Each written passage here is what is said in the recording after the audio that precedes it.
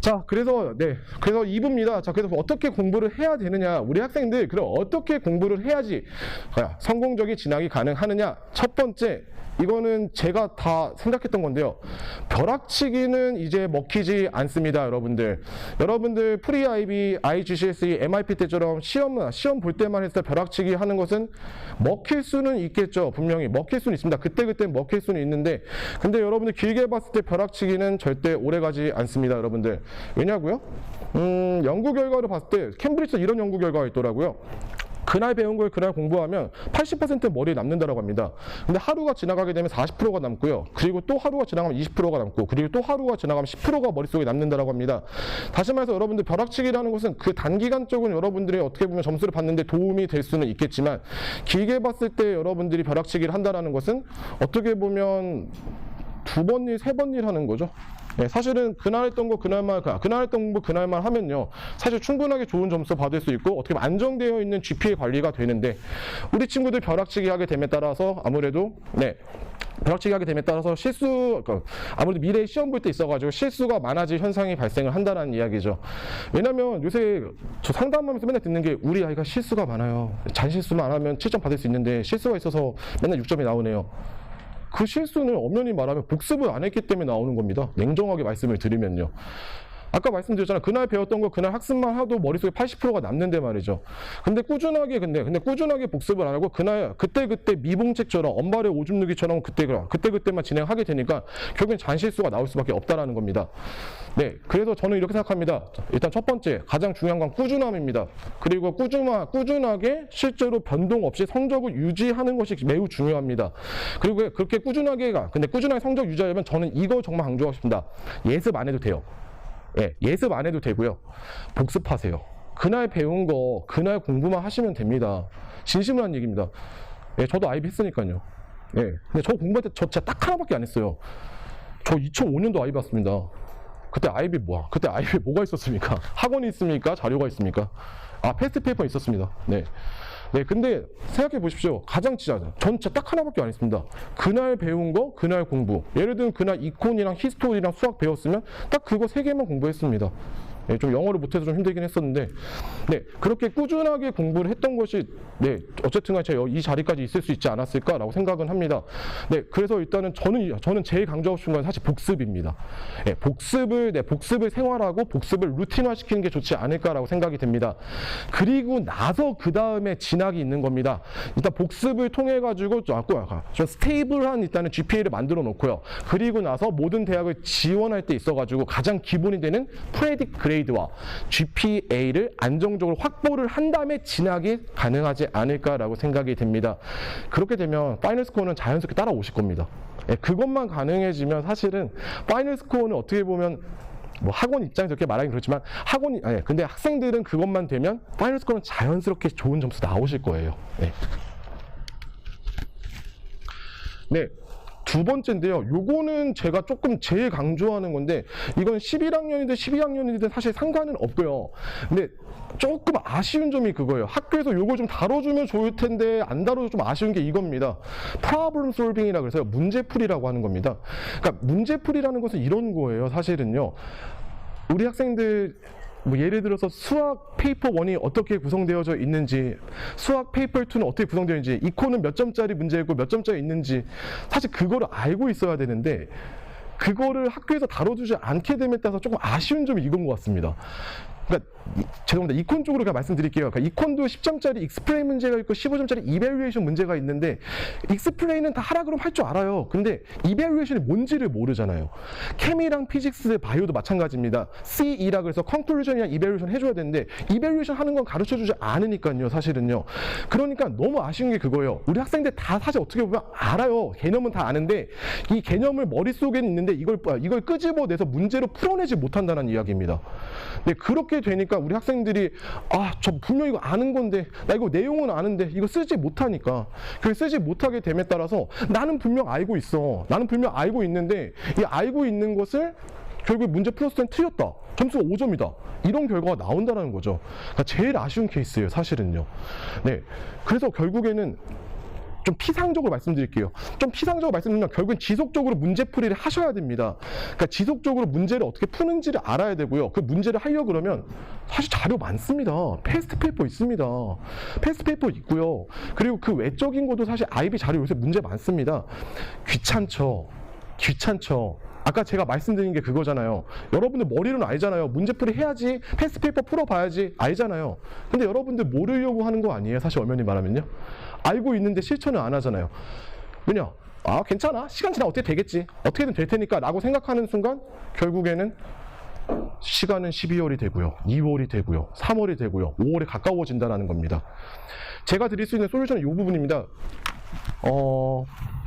만약 저라고 한다 그러면 주말을 잘 이용할 것 같아요. 저라면 주말을 이용할 것 같습니다. 이것도 제 경험인데요. 토요일이나 일요일 날, 뭐 교회 가셔야 되지만, 근데 그럼 토요일이나 일요일을 이용해가지고 다 풀란 얘기가 아니에요. 그러니까 매주마다 6개 다 풀란 얘기는 아니고 주를 나누시면 좋습니다. 저 같은 경우에는 수학이랑, 그러니까 저는 H1이 수학이랑 경제랑 히스토리였고, 그 SL이 잉글리시 B랑 코리안이랑 케미였거든요. 그러니까 저는 그거를 조합을 했어요. 수학, 화학, 경제 조합 이런 식으로. 그리고 코리안 그런 식으로 해가지고 그래서 3, 3을 나눴거든요. 그래서 4주가 있잖아요. 한 달은 4주가 있으면 2주는 그 조합 1 그리고 2주는 조합 2 이런 식으로 나눠가지고 페이퍼 1, 2를 다 풀지 못하니까 페이퍼 1 페이퍼 2 이런 식으로 주마다 문제풀이를 한번 해보시면 좋지 않을까라고 생각이 됩니다. 그리고 조금만 더 얘기할게요. 모방은 창조의 어머니라고 생각합니다. 개인적으로. 일단은 제가 말씀드리고 싶은 거는 가급적이면 물론 그냥 푸셔도 되는데 저라면 마크 스킴을 먼저 볼 것 같아요. 마크 스킴을 먼저 보고 어떻게 쓰는지 파악을 한 다음에 어떻게 푸는지 확인을 해본 다음에 그리고 나가지고 문제를 풀면 오히려 더 효율적이지 않을까라고 생각을 합니다. 이건 제 사견이긴 합니다. 사견이긴 한데 그래서 아예 먼저 마크 스킴 본 다음에 그거 보면서 문제를 푸는 것도 어떻게 보면 공부하는 방법이지 않을까라고 생각이 됩니다. 그래서 그런 식으로 공부해 주는 거 추천드리고 싶고요. 자, 마지막인데요. 마지막은 이 부분입니다. 혹시 한 번이라도 우리 학생들 혹은 어머님들 슬라부스라는 거 보신 적 있나요? 크라이테리아. 좋네요. 슬라부스나 크라이테리아. 근데 아마 안 보신 분들이 더 많으실 거예요. 슬라부스랑 크라이테리아는 어떤 것을 배우는지를 말해주는 겁니다. 근데 IB를 한다는 친구들이 슬라부스나 크라이테리아 안 보고 그냥 책만 보고 있다는 것은 직무유기죠. 사실은요. 엄연히 말하면요. 내가 뭘 배울지 알고 있어야 될 거 아니에요. 사실은요. 뭘 배울지 알고 있어야 되는데 크라이테리아, 슬라부스 모르고 가는 거는 사실 어떻게 보면 그냥 전쟁터에서 앉아 있는 거죠. 그냥 웨폰 안 들고. 그래서 슬라부스나 크라이테리아 꼭 확인하시는 거 추천드리고요. 그리고 나서 출제 경향이 높은 문제를 분석하는 게 좋은데 이건 좀 어려워요, 사실. 왜냐하면 우리 학생들의 IB는 처음이니까요. 이번 생이 처음이잖아요, 사실은요. 이건 좀 어렵긴 합니다. 이건 조금 어렵긴 한데, 근데 이것도 똑똑한 친구들은 이게 가능하긴 해요. 한 5년 정도? 패스트 페이퍼 한 5년 정도 보시면요. 패턴이 좀 있습니다. 어떻게, 이거 말하면 안 될 것 같은데요? 잠깐만. 이거 제 밥줄인데? 장난이고요. 그러니까, 이런 면에 있어가지고 5년 정도 보면 사실 패턴이 있습니다. IB도. 잘 나오는 게 눈에 보이기 시작합니다.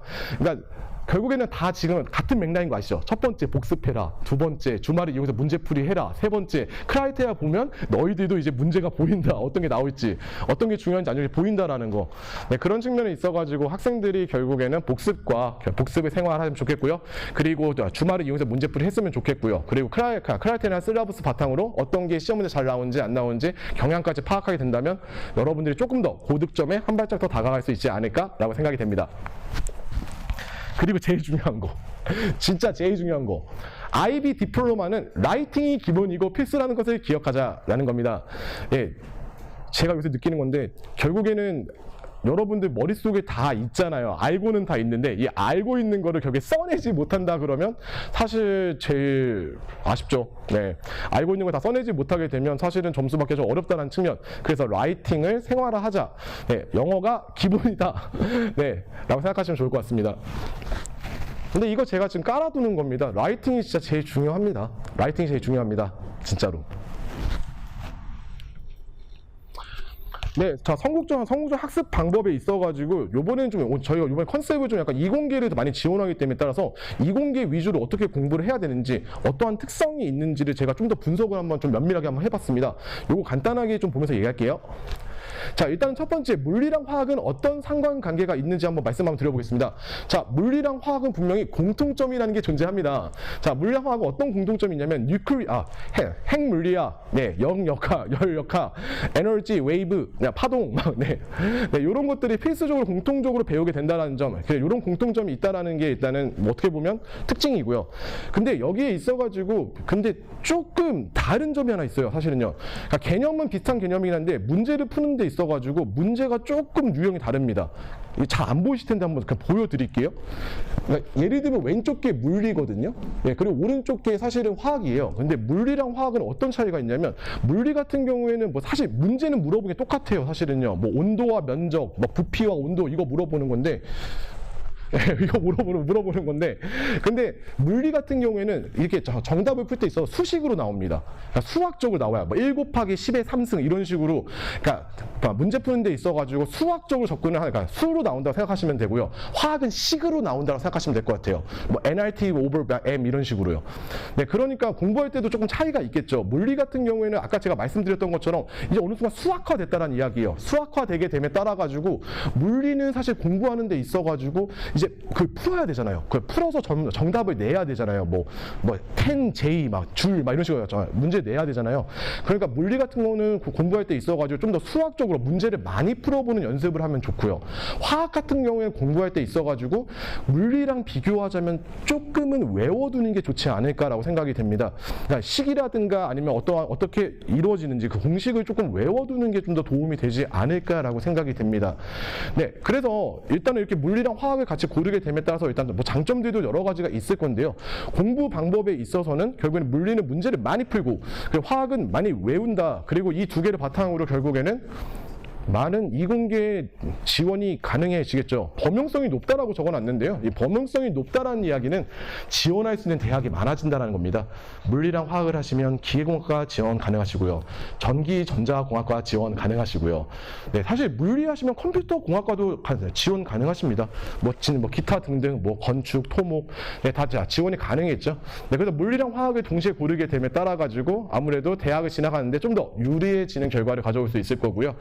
그리고 이거는 저희 마지원 선생님이나 김항우 선생님, 대평 선생님 여쭤보고 왔는데, 실제로 물리랑 화학을 IBH를 하게 됨에 따라서 대학교 1학년은 굉장히 편안하게 다닐 수 있지 않을까.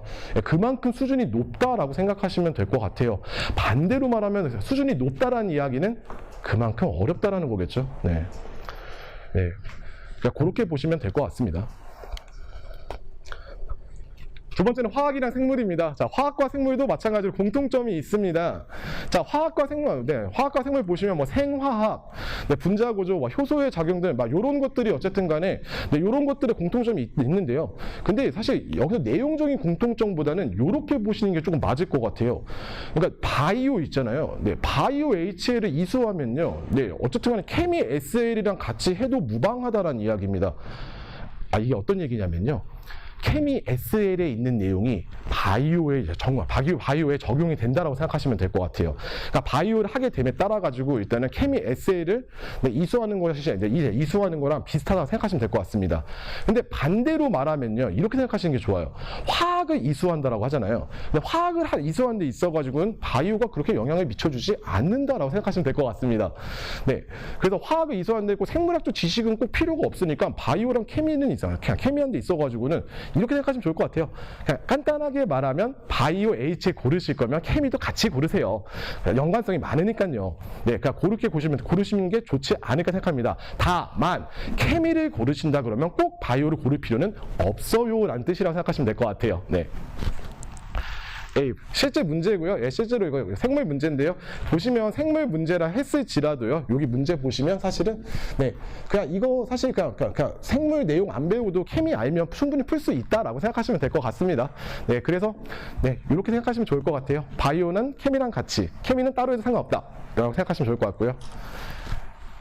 당연한 얘기긴 하지만, 솔직하게 당연한 얘기지만 수학, 화학, 생물은 대한민국에서는 의대 갈 때 꼭 필요한 과목입니다. 한 번 더 말씀드릴게요. 수학, 화학, 생물은 대한민국 의대 약대를 지원하신다면 꼭 하셔야 되는 과목입니다. 네, 그렇게 됨에 따라서 화학과 생물, 화학과 생물은 연관성도 있지만 전공 적합성을 위해서도 꼭 필요하고요. 그리고 공부법은 사실 조금 다릅니다. 엄연히 말하면 제가 아까 피직스에 비해서 케미는 외워야 된다라고 말씀을 드렸는데 진짜 외워야 되는 건 바이오입니다. 예, 바이오는 이과긴 하지만 제가 봐도 이콘보다 더 외우는 게 맞는 것 같아요, 사실은요. 그래서 진짜 외워야 되는 건 바이오입니다. 바이오는 사실 외우는 쪽에 초점을 맞추는 게 맞을 거고요. 케미스트리 같은 경우에 아까 제가 좀 외워야 되는 면이 있다라고 하지만 케미스트리는 그거보다는 프로블럼 솔빙, 문제를 더 많이 풀어가지고 이 문제에 적응을 하는 게 더 중요하지 않을까라고 생각이 되긴 합니다. 네, 근데 그래서 그런 점에서 공부법의 차이는 있긴 하지만요. 근데 이런 건 좀 있는 것 같아요. 근데 IA랑 EE를 써야 되잖아요. 근데 IA랑 EE 쓸 때는 바이오랑 케미랑 같이 연관이 될 수밖에 없습니다. 그래서 연관이 꼭 돼야 되기 때문에 이런 점에서 바이오랑 케미가 연관성이 있어서 연관성이 밀접하다라고 생각하시면 좋을 것 같습니다.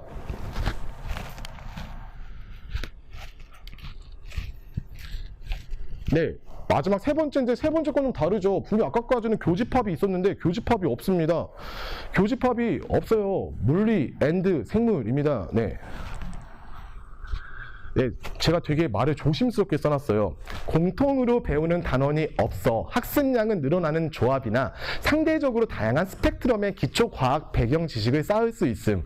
네, 굉장히 상투적이죠. 네, 굉장히 상투적으로 말씀드렸습니다. 아, 공부할 게 많네요. 공부할 게 많고요. 다양하게 넓은 스펙트럼을 쌓을 수 있어요. 라고 조심스럽게 적어놨는데요. 이거를 직접 풀어보면요, 어떤 얘기냐면 관계성이 없어요.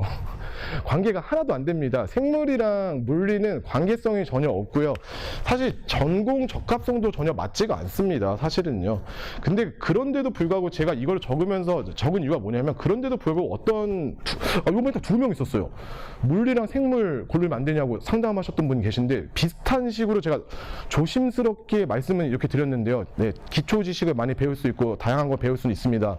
다만 전공 관계성은 없고 연계성이 없다는 얘기예요.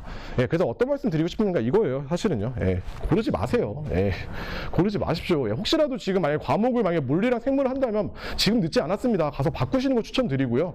네, 진짜 전혀 관계성이 없는 과목 조합입니다. 네, 그러니까 물리랑 생물 고르지 마시고, 이렇게 하게 됨에 따라서 이거 제가 사실 넣긴 넣어놨는데 이게 무슨 의미인지 아세요? 이 의미가 뭐냐면요, 관계가 전혀 없다는 뜻이에요, 사실은요. 그냥 생물 문제 하나 붙여놓은 건데, 생물을 문제 푸는 데 있어가지고 전혀 물리적 지식이 작용을 하지 않습니다. 네, 생물은 그냥 외워야 되는 거예요, 사실. 죄송합니다. 네. 뭐라 그러지? 암기를 기반으로 해야 되는 겁니다. 네, 그래서 포인트는 이겁니다. 네.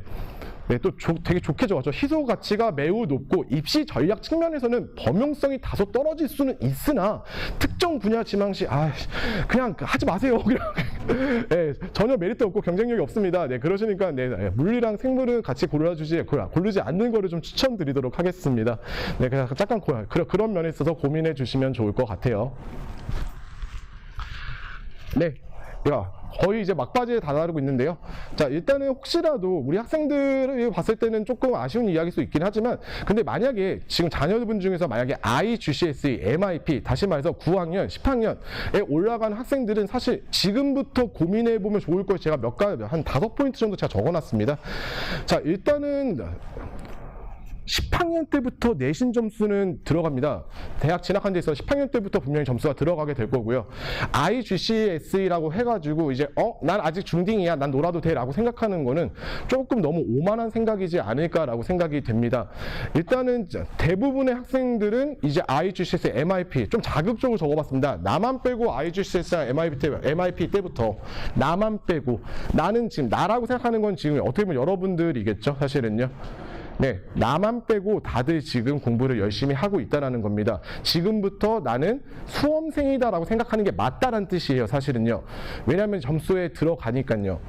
네, 아까 말씀드렸던 포인트는 이거예요. 사실 이 얘기를 왜 하냐면, 예전이었다 그러면 사실 11학년이나 12학년 잘하면 사실 엄연히 말하면 대학교 가는데 큰 문제 없잖아요. 90% 이상 점수, 내신이 11, 12에서 포함이 되는데.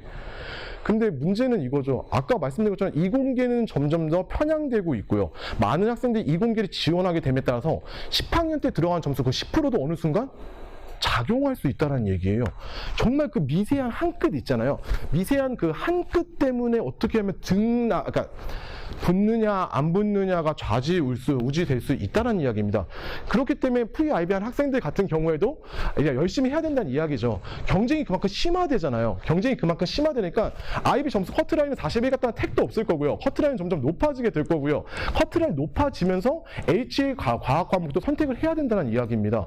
그 HA 과목도 점수가 잘 나와야 되고요. 물론 어떤 학생들은 이렇게 할 수 있어요. 그냥 싱글 사이언스, 그냥 사이언스 하나만 잘해가지고 그냥 사이언스 하나만 잘해가지고 7점 받아가지고 갈 수 있죠. 아까 말씀드린 것처럼 매스 7점, 케미 7점 이렇게 7점, 7점 받아가지고 대학교 갈 수는 있겠죠. 근데 저희는 불확실성을 추구할 수는 없잖아요. 어느 정도 확실성을 추구해야 될 거 아닙니까? 엔지니어 간다, 아니면 뭐 건축학과 간다, 의대 간다, 약대 간다 그러면 어쩔 수 없습니다. 더블 사이언스를 HL로 골라야 될 수밖에 없다는 거죠. 그러니까 미리 준비가 돼야 된다는 이야기죠. 그러니까 미리 어떻게 준비를 해야 된다? 프리-IB 때부터 기본적인 기초 지식을 탄탄하게 잡아야 된다는 이야기입니다. 그래야지 이 프리-IB를 바탕으로 IB 2년을 대비할 수 있다고 생각을 하시면 좋을 것 같아요. 조금 이따 보여드리긴 할 건데요. 결국엔 프리-IB도 그 프리-IB가 베이스가 돼가지고 이제 IB를 풀 수 있다라고 생각하시면 됩니다. 어떻게 보면 기초 단원을 미리 예습을 해놓는다는 측면이죠.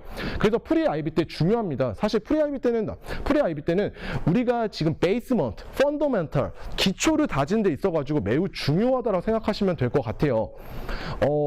특정 학교는 그렇습니다. 특정 학교는 실제로 국제학교는 사실 프리-IB랑 IB, SL, 그러니까 비슷해요. 어느 정도. 그러니까 프리-IB를 하게 되면 IB, SL이랑 거의 비슷한 수준을 배우는 학교도 있다라는 겁니다.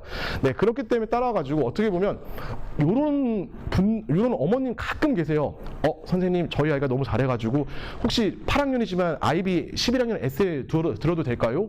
라고 말씀하시는 분들 계세요. 실제로 있습니다. 근데 저는 그렇게 추천하지는 않습니다. 그러니까 눈앞에 있는 거, 실제 눈앞에 있는 프리-IB부터 차근차근 잘하게 되면요, 자연스럽게 IB 가서도 SL이든 HL이든 자연스럽게 잘할 수 있게 된다는 점. 다만 잊지 말아주세요. 아까 말씀드린 것처럼 프리-IB가 절대로 잃은 것이 아닙니다. 프리-IB 때부터 공부가 돼야지 첫 번째 기본기가 형성이 되고요.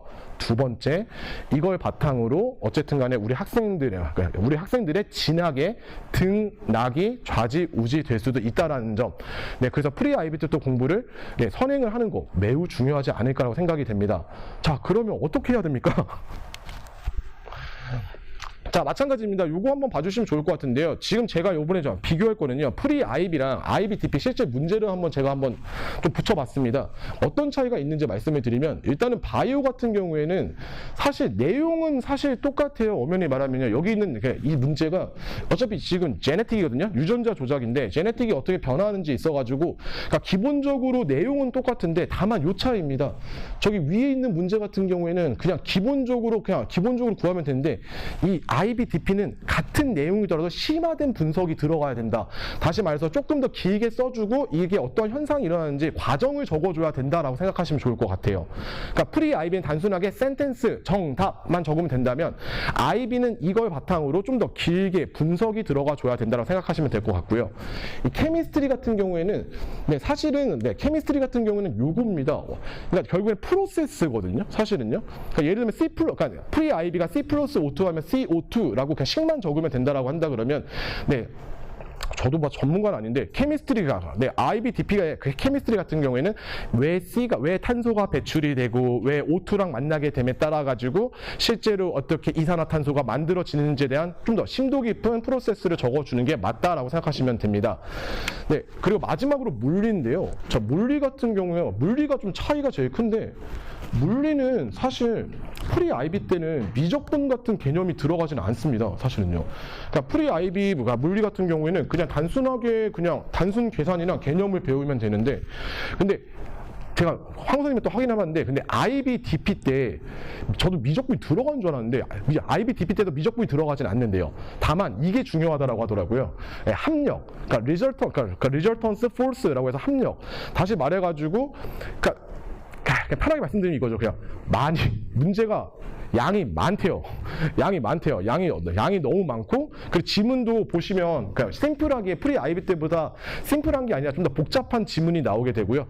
그리고 그 복잡한 지문을 바탕으로 최대한 많이 풀어줘야 된다는 점. 네, 이런 점이 어쨌든 간에 좀 다른 점이다. 그냥 결론을 말하면 생물이든 화학이든 물리든 이 세 가지 결론적으로 그냥 프리 아이비 때는 심플하게 그냥 답만 구하면 된다라고 생각했다면, 이제 아이비 때는 과정을 적어줘야 된다. 과정을 적고 이걸 바탕으로 분석해줘야 된다라고 생각하시면 될 것 같습니다.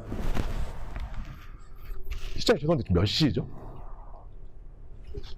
감사합니다. 네, 좋습니다. 네, 어머님 이거 지금 저희가 말씀드리는 거 광고 맞아요. 맞는데 광고 맞는데, 근데 지금 이걸 광고로 봐주시 마시고요. 지금 제가 말씀드릴 부분이 우리 학생들이 앞으로 9월, 10월, 11월, 12월까지 어떻게 공부를 해야 되는지 그런 부분을 봐주시면 좋을 것 같습니다. 네, 뒷광고 아니고요, 앞광고입니다. 네. 네. 자, 저희 세안 아이비 이번에 제가 야심차게 준비했습니다. 저희 대표 강사님들이랑 지금 진짜 한 몇 달 동안 고생 많이 했고요. 지금 저희 10월 1일부터 아이비 빌더 프로그램이라고 해가지고요. 저희 간단하게 말씀드리면 해외에 있는 친구들 온라인 실시간으로 수업을 진행한다라고 생각하시면 될 것 같아요. 그냥 온라인 특강 반 수업을 진행한다, 매주 주말마다 진행한다라고 생각하시면 될 것 같고요. 네, 근데 다만 아까 말씀드린 것처럼 그냥 대놓고 그냥 이렇게 말씀드리는 이유가 뭐냐면, 이렇게 공부를 하셔야 됩니다라는 부분을 좀 더 어필하고 싶은 거지, 어머니 꼭 수업 들으세요라는 뜻은 아니니까 그냥 참고 부탁드리겠습니다. 네, 지금 영어의 이승현, 윤상혁, 경제의 저 강승재, 그리고 수학의 이엘림, 그리고 화학생물의 마재훈, 그리고 물리의 김항우, 저희 대표 강사님들입니다. 저희 대표 강사님들은 다른 타 학원이랑 조금 다르게 특이한 점이 있습니다. 세안에서 365일 상주하고 있습니다. 네, 다시 말해서 세안만을 위해서 일하고 있고요. 저 벌써 8년 차입니다. 29에 들어왔는데 37이 됐어요. 너무 슬퍼요. 맞습니다. 예. 벌써 저의 청춘을 세안에 바치고 있네요. 행복하죠? 네, 어쨌든 간에 저희 대표 강사님들 야심차게 준비했고요. 10월 1일부터 개강하는데, 이 개강은 저희가 10월 1일부터 해서 12월 셋째 주까지 저희가 3주 동안 총 12회 과정으로 구성이 되어져 있고요. 프리 아이비는 24회, 아이비는 12회 과정 구성되어져 있다고 생각하시면 될 것 같습니다. 간단하게 프로세스 설명드리도록 할게요. 일단 저희가 아무래도 저희 세안은 조금 다른 점이 이런 부분이라 생각하시면 됩니다. 첫 번째, 저희는 3단계로 일단 구성이 되어 있습니다. 일단 사전에 일단 개념을 형성할 수 있는 녹화 강의를 제공하게 됩니다. 모든 과목은 24개의 개념 강의가 구성해져 있고요. 그 개념 강의를 사전에 볼 수 있고요. 꾸준하게 볼 수 있다고 생각하시면 될 것 같고요. 자, 그리고 두 번째, 자, 저희 수업의 가장 큰 특성은 이겁니다. 프로블럼 솔빙입니다. 개념이 아니에요. 저희 실시간 수업은 문제풀이, 학생들이 가장 중요한 건 문제를 어떻게 푸는지, 그 문제를 바탕으로 우리 학생들이 어떻게 점수를 받을 수 있는지 확인을, 그리고 우리 학생들이 모르잖아요. 내가 정말 잘하고 있는지 못하고 있는지 모르지 않습니까?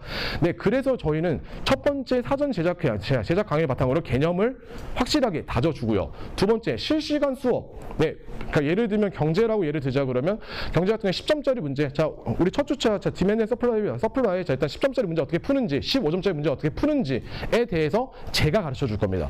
어떻게 문제를 푸는지, 이런 걸 써야 된다는 걸 제가 가르쳐 줄 거고요. 세 번째, 그리고 나서 저희는 복습 영상이랑 관리가 들어가게 된다는 거예요. 자, 복습 영상이라는 것은 그때 봤던 문제풀이 제가 하는 걸 분명히 봤을 거 아닙니까? 근데 우리 학생들이 그거를 까먹을 거 아니에요. 인간은 망각의 동물이니까요. 네, 그렇게 되면 따라가지고 저희가 녹화를 한 다음에 그 복습 강의를 할 수 있게 도와드릴 거고요. 그리고 가장 중요한 거는 숙제죠. 우리 학생들이 직접 배운 다음에 어떻게 문제를 어떻게 푸는지에 대해서 수학이랑 화학, 생물, 물리, 네, 그리고 경제까지, 영어도 마찬가지고요. 네, 이렇게 관리가 들어가게 된다고 생각하시면 될 것 같습니다. 자, 그래서 저희 IBP 빌더 프로그램은요, 저희 일단 크게 4가지 학습 방향을 가지고 있습니다. 방금 말씀드린 것처럼 제일 중요한 건 문제풀이. 개념은 누구나 할 수 있습니다. 하지만 문제를 푸는 방법은 배우기가 어렵기 때문에 문제풀이에 초점을 맞추게 될 거고요. 두 번째, 그리고 나서 처음에는 단순한 문제풀이를 한다면 그 다음에 복합적이고 응용 문항을 접근할 거다. 네, 경제로 치자면 15점짜리 이밸류에이션 문제, 물리로 치자고, 그러니까 물리나 화학 같은 경우에는 페이퍼 2 이쪽으로 접근을 하게 된다고 생각하시면 될 것 같고요. 자, 세 번째, 그리고 나서 이제 실전에 들어가야 되겠죠. 그러니까 단순하게 문제 푸는 방법이 끝나는 것이 아니라 패스트 페이퍼를 풀거나, 아니면 저희 세안 아이비 대표 강사님들이 생각하고 하고 있는 어떻게 문제를 푸는 방법, 문제 푸는 팁이 있을 거 아닙니까? 그 팁을 전수해 준다라는 거. 이 팁을 바탕으로 실제로 문제를 풀고 마지막 네 번째, 그렇게 되면서 저희는 1대1 피드백을 드릴 겁니다. 다시 말해서 학생들이 실제로 숙제를 내면요, 이 숙제에 있어서 뭐가 잘했는지, 뭐가 부족한지, 점수는 현재 몇 점이고 이 점수에서 어떻게 디벨롭할 수 있는지를 알려드리게 될 거다. 이렇게 크게 네 가지 학습 방향이 있다라고 생각하시면 될 것 같습니다. 사실 자세한 거는 저 사실 어머님들 그 팜플렛에 있어가지고요. 팜플렛 보시면 되는데, 네, 시간도 시간인 만큼 사실 바쁘실 텐데 제가 빠르게 좀 진행하도록 할게요. 자, 영어의 핵심은 이겁니다. IBDP의 모든 것은 아까 제가 뭐라고 말씀드렸죠? 라이팅입니다. IBDP의 핵심은 라이팅입니다. 본인이 알고 있는 것을 어떻게 쓰는지가 중요하다라는 겁니다. 일단은 프리-IB 같은 경우에 그래서 라이팅이 매우 중요합니다. 그래서 저희는 프리-IB를 단순하게 접근하지 않습니다. 모든 학생들을 하나로 보지 않는다라는 이야기죠. 왜? 영어는 정말 잘하는 학생이 있고 부족한 학생들이 있으니까요. 이건 사실 냉정하게 말을 잘한다 못한다가 아니라 글을 잘 쓰냐 못 쓰냐 나눠지게 되니까요. 그래서 저희 프리-IB 같은 경우는요, 레벨이 두 개가 있습니다. 네, 레벨 1이 조금 낮은 반이고요, 레벨 2가 조금 높은 반이라 생각하시면 되는데요. 그래서 레벨 1과 레벨 2 저희 윤상혁 선생님과 이승현 강사님으로 강사님 나눠가지고요, 저희는 그래서 레벨 개념, 일단 사전에 시험을 보셔야 됩니다. 등록을 하시려면요. 사전에 시험을 본다면 레벨에 나눠가지고 레벨별 수업이 진행이 될 거라는 점, 네, 요 점 확인해 주시면 좋을 것 같고요. 그리고 핵심은 라이팅. 물론 리딩이나 보케블러리 이런 거 다 진행할 거지만 저희 영어 저희 프리-IB의 가장 다른 점, 차별된 점은 라이팅에 가장 신경을 많이 쓸 거다라고 생각해 주시면 좋을 것 같습니다. 네, 프리-IB 두 번째 매스인데요. 일단 매스에서 가장 중요한 개념은 사실 솔직하게 말해서 잘해요. 수학 거의 다 잘해요. 다만 수학에서도 약한 점이 있습니다. 우리 학생들이 펑션, 지오메트리, 알제브라 잘해요. 잘해요. 다 알아요. 네. 저보다 잘할 거예요. 다만 저희는 프리-IB에서 요번에 학생들이 가장 어려워하는 딱 두 개를 준비했습니다. 트리고노메트리, 삼각함수. 네, 학생들이 그래도 제일 어려워하는 게 삼각함수입니다. 그래서 삼각함수 부분에 초점을 맞출 거고요. 그 다음에 저희가 폴리노미널이라 그래서 여기 두 부분에 있어가지고 집중적으로 학생들을 가르치게 될 거라고 생각하시면 될 것 같고요. 네, 마지막으로 세 번째인데요. 네, 바이오, 아까 말씀드린 바이오. 네, 케미스트리, 피직스. 네, 요 세 과목도 마찬가지로 주말에 반이 진행될 거다라고 생각하시면 될 것 같습니다. 네, 이거는 제가 하도 많이 떠들어가지고 이제 어머니들 이제 귀가 아프실 것 같은데, 네, 제일 어려운 거는 사실 과학입니다. 그리고 가장 경쟁력이 있어야 되는 것도 과학입니다. 그리고 학생들이 꼭 잡아야 된다라고 한다 그러면 제가 봤을 때는 과학을 접근하는 거는 현지에서 접근하기 조금 어렵지 않을까라고 생각이 됩니다. 그렇기 때문에 바이올로지, 피직스, 케미스트리 같은 경우에는 어렸을 때부터 기초를 쌓아놓게 되면 오히려 더 편하게 IB 이수에서 IB 올라갔을 때 좀 더 편하게 이수할 수 있지 않을까라고 생각이 됩니다. 네, 그래서 마찬가지로 프리-IB랑 마찬가지로 사실 저희 프로그램 보시면 여기까지만 하겠습니다. 그러니까 프로그램 보시면 사실 IB도 과목이 있습니다. IB 케미스트리, 그리고 바이올로지 마재훈 대표 강사님이 맡고 계실 거고요. 네, 그렇죠. 구체적인 스케줄이 여기 있는데 그냥 나중에 참고해 주시면 좋을 것 같습니다. 네, 물리도 마찬가지입니다. 물리도 대표 강사 김황우 선생님께서 수업을 진행하실 거고요. 스케줄은 여기 있습니다. 네, 그리고 그리고 잉글리시도 마찬가지로 저희 윤상혁 선생님이랑 그리고 이승현 선생님이 진행하실 거고요. 스케줄을 보시면 될 것 같고요. 네, 그리고 수학은 이엘님, 그리고 경제는 저 강승재가 수업 진행할 거고요. 네, 다시 한번 말씀드리지만 저희 수업은 개념 수업이 아니라 문제를 어떻게 푸는지 프로블럼 솔빙을 위한 수업이기 때문에 만약에 개념이 부족하다라고 할지라도 아까 말씀드린 것처럼 녹화 강의로 충분히 대체가 가능하고요. 그런데도 불구하고 그래서 문제풀이 바탕으로 저희는 6점이 아니라 7점을 만들려고 위한 수업이라 생각하시면 될 것 같아요. 전 단 한 번도 경제 가르치면서 우리 학생 6점 받으면 된다고 생각한 적 한 번도 없습니다. 네, 6점 받을 거면 사실 수업 들으면 안 되죠. 7점 받으려고 듣는 게 수업 아니겠습니까? 근데 저뿐만 아니라 이 팀을 맡고 있는 저도 같은 생각이고요. 저 이하 다른 대표 강사 8분들도 똑같은 생각을 하고 계십니다. 그래서 7점을 원하신다. 우리 학생이 정말로 7을 원한다고 한다 그러면 한 번쯤 고민해 봐주셔도 괜찮습니다. 그리고 그런데도 만약에 부족함이 있다라고 한다 그러면 PM7이 있어요. PM7이 있습니다. 이 PM7은 도대체 뭐지? 뭐야?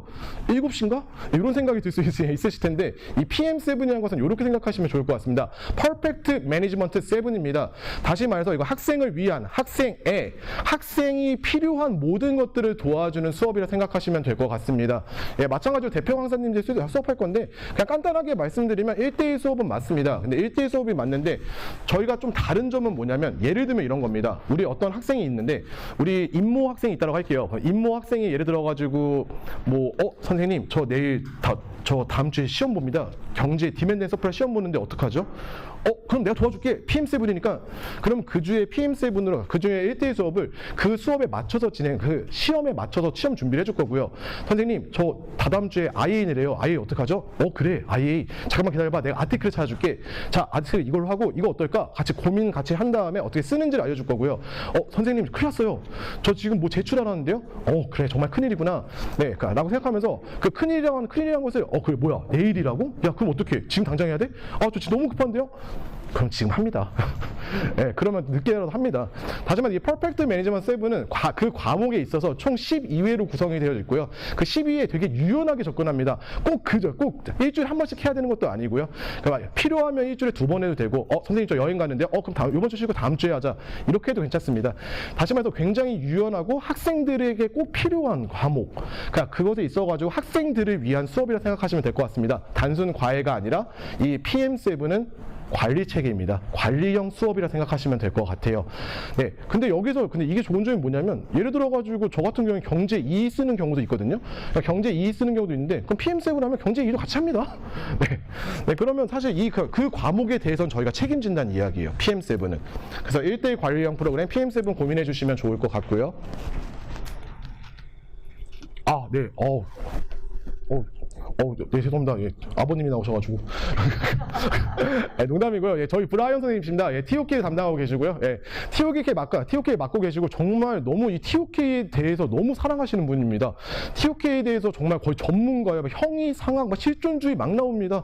네, TOK 진짜 어렵습니다. 사실 막상 접근하기 힘들고, 9월 15일 날 실제로 12학년 같은 경우에 TOK 주제 6개 나옵니다. 주제 6개 좀 골라 푸셔야 되는데, TOK 힘든 점이 있다? 그러시면 언제든지 주저하지 마시고, 저희 브라이언 선생님을 찾아주시면 될 것 같습니다.